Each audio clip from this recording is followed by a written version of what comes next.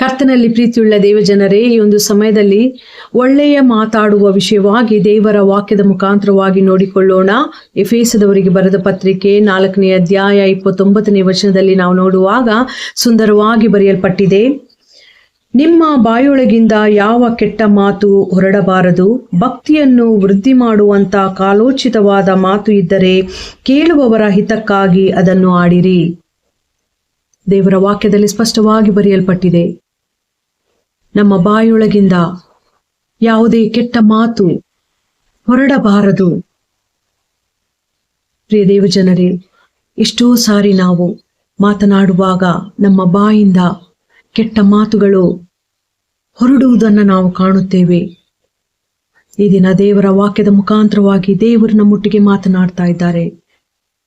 ನಾವು ಮಾತನಾಡುವಾಗ ಬಹಳ ಸೂಕ್ಷ್ಮವಾಗಿ ಯೋಚಿಸಿ ಮಾತಾಡಲಿಕ್ಕೆ ಪ್ರಯತ್ನಿಸೋಣ ಮತ್ತು ನಾವು ಆಡುವ ಮಾತುಗಳು ಭಕ್ತಿಯನ್ನ ವೃದ್ಧಿ ಮಾಡುವ ಮಾತಾಗಿರುವಂತೆ, ಕಾಲೋಚಿತವಾದ ಮಾತಾಗಿರುವಂತೆ ಮತ್ತು ಕೇಳುವವರ ಹಿತಕ್ಕಾಗಿ ಆಡುವ ಮಾತಾಗಿರುವಂತೆ ನಾವು ಗಮನಿಸಿ ಮಾತನಾಡೋಣ.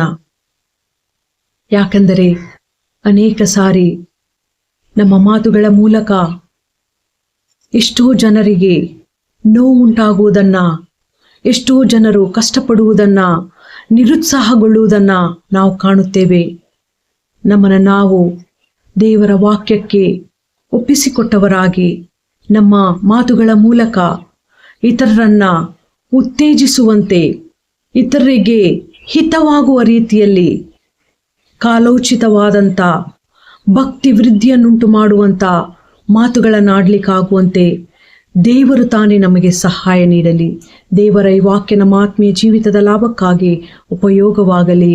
ಆಮೇನ್.